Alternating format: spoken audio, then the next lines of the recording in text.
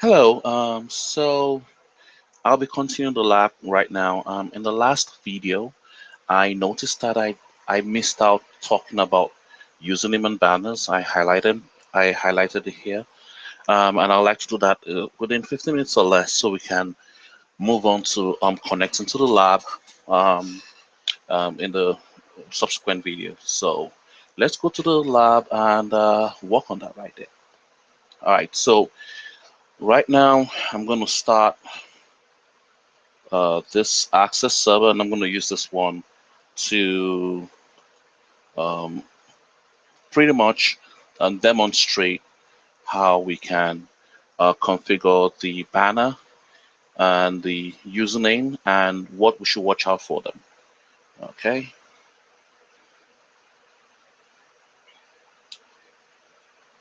All right. So it's booted now. So I'm gonna go in.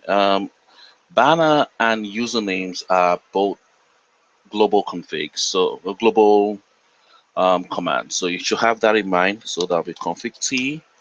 And for you to configure the banner, you just have to type the banner command.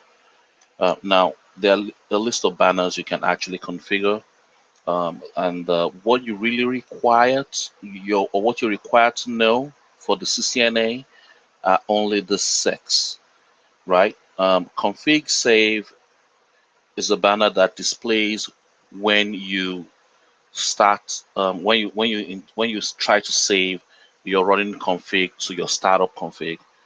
That will pop up. Another one that will pop up is prompt timeout. Prompt timeout occurs when um, the session you're on times out, either the line console or VTY lines. When they're timing out, you get the prompt timeouts banner. Now, these four are essential that you know, because definitely if you're taking ICND1 or you're taking ICND or you're taking the full CCNA exam, I'm sure you'll be tested on this four. So what's the core thing you need to know about this four is that these two banners only display after a user has authenticated. Let me repeat it. Exec and incoming banner are only displayed after a user has authenticated. The login and message of the day, that's MOT, the login and message of the day banner only do display before a user authenticates to the device. So it's important or imperative that you do not configure sensitive information that is only meant for those who have been or who are authorized to log in to the device. Do not put such information in MOT, MOTD, or login banners because you want them to authenticate first before they can see such information. Secondly, the use of banners is to serve as sort of as a post, like do not trespass sign. That's what the banners primarily are used for, and it's just to remind people of policy or stuff like that.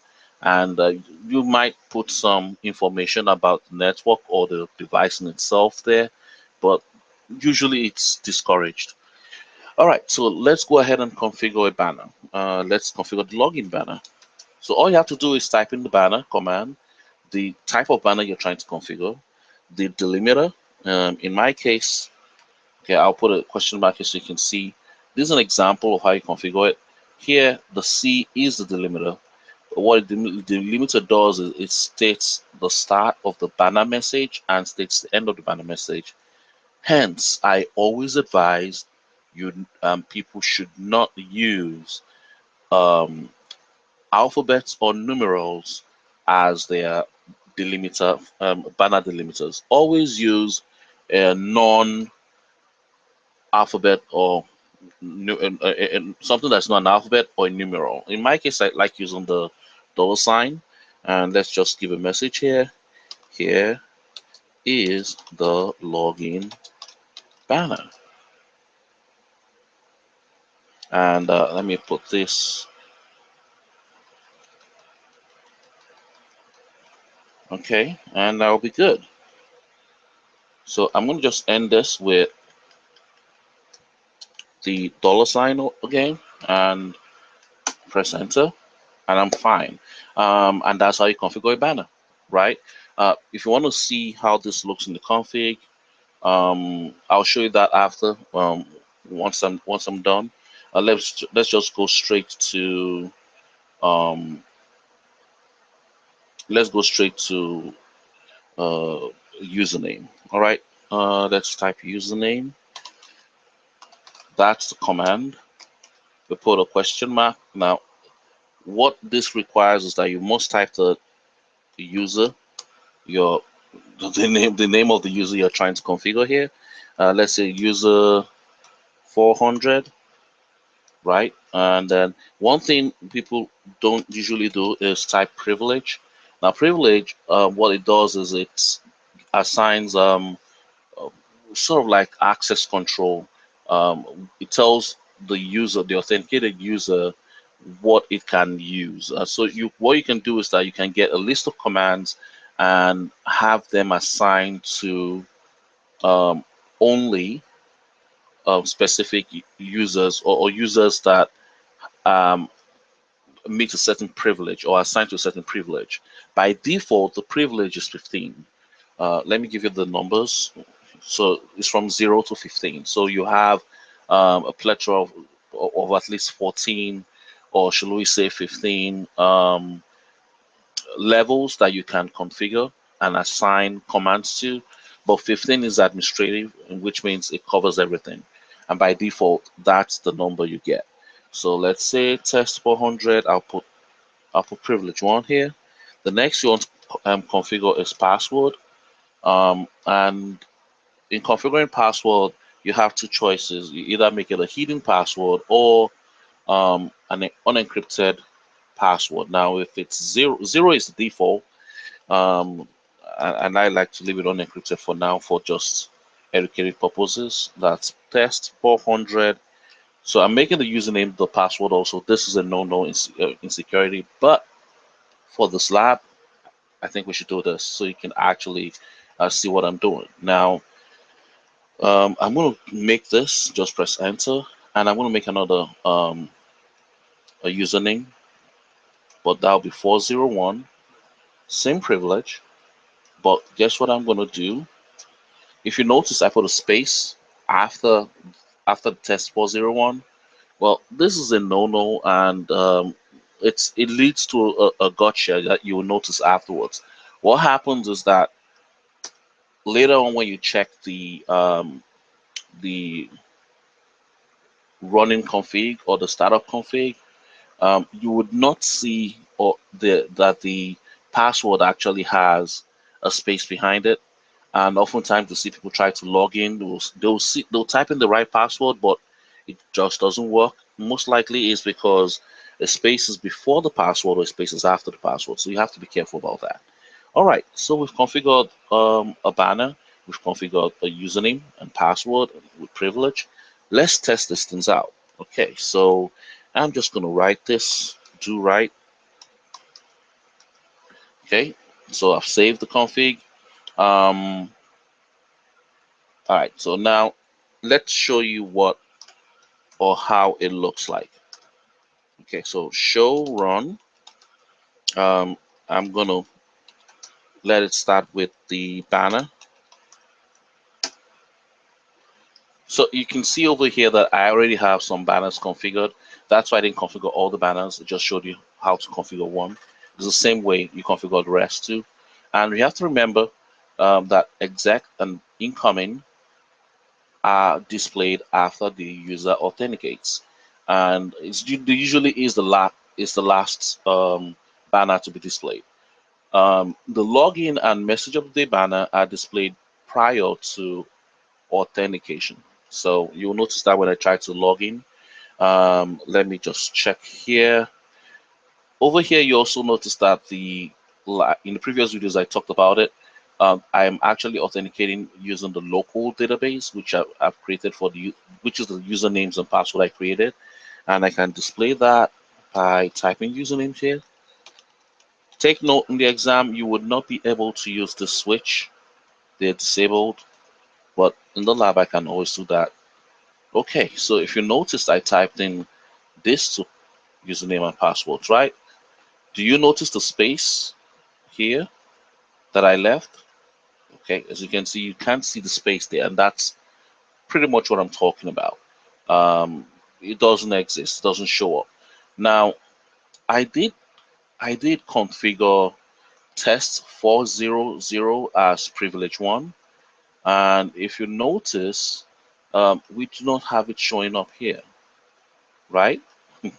Well, sometimes I do see this noticeably that when you use privilege 0 and privilege 1, you don't get anything displayed, but from 2 upwards, it shows up here.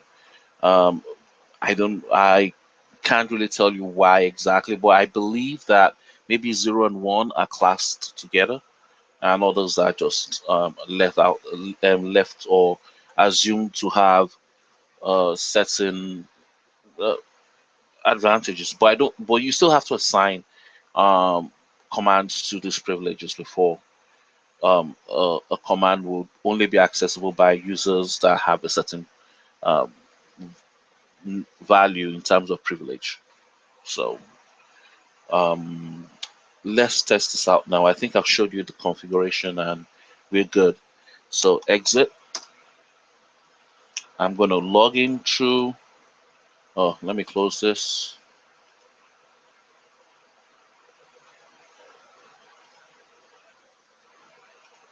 Okay, close. All right, so I want to log into a device here. It's a Raspberry Pi.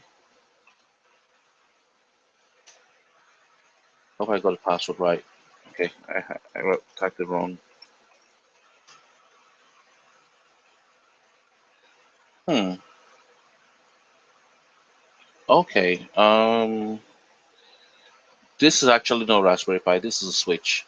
I just remembered. Okay, so the password for this is different. Alright, so I can use a Switch to. Oh, sorry. I can use the Switch to also do this. Um, I actually have configured Telnet and SSH uh for the access server. I configured Telnet and SSH for this lab just to display that, and I'm going to log into it right now. So Telnet, um, Telnet. Sorry. If you put a question mark, it will give you what you should type in there. So Telnet, the IP address is 10.0.0. I didn't show this, but I remember the IP address 172. If you notice, look at that. It says, here lies the message of the day banner. So that's the MOTD banner. And what do you have here? Here lies the login banner. You can see that both are actually displayed and I haven't typed in my username yet. That's what I'm talking about. So I'm going to type in tests 400. Oh, it timed out. I'm going to type it again, test 400, and then type in the password. And immediately I logged in, what do I get? Here lies the exec banner. So the exec banner is displayed after you authenticate, which is the point I was trying to make. Now I'm going to make the point of I'm going to exit again, all right, and I'm going to telnet this time around, um, and log in using the other username and password I created, which is test401. That's the username and the password, test401. Oops, gonna type that again. Test 401. It tells me login invalid, and the reason why is because I put a space right after test 401. So I have to type it again. Test 401. This time I'm gonna put the space. Oh, that's username. Sorry, and then test 401. as a password, and I'll leave a space there, and it works. So you always have to be careful when creating your username and password. Ensure that you do not leave spaces, because they do not reflect in your config and can lead you to trouble. Same thing with your username. If you put a space, I believe it might actually record it, and you may have a problem with typing your username, and it keeps telling you that you're typing the wrong username. So just be careful about that, guys. All right, and I think we've covered everything we need to cover for that. Oh, let's try one more thing. Let's try SSH. There is something to learn in SSH. So I'm going to try to SSH from the switch, the Cisco switch, to the test server router. Now, SSH, this will give you everything you got to do. So that's SSH. I'm using version 2, I believe. Yeah, it should be version 2. If it's not version 2, I'll get an error, then I'll try version 1. But I believe it was version 2 I had configured. So version 2, and the username. Take note, in SSH, you always need to configure username when connecting. In Telnet, you don't have to just telnet to the device, and then you're prompted with the username. All right, so username is configured using the -L, and in this case, I'm using test 400. All right, and the IP address is 10.0.0.172. Oh, it says error aborted. Oh, okay. I think I made a mistake here. I actually should have done this.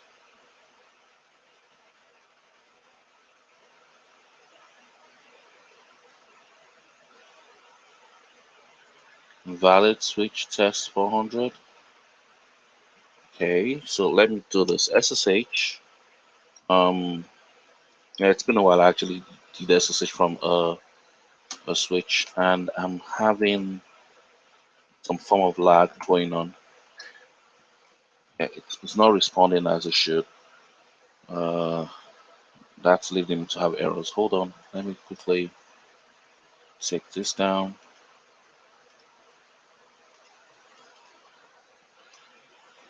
All right, so here we go. Um,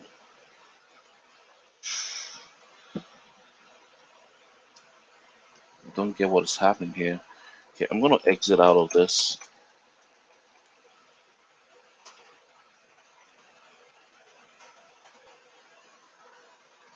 I guess the switch is having some sort of problem. So I'm gonna close that and connect to something else. SSH 10.0.16.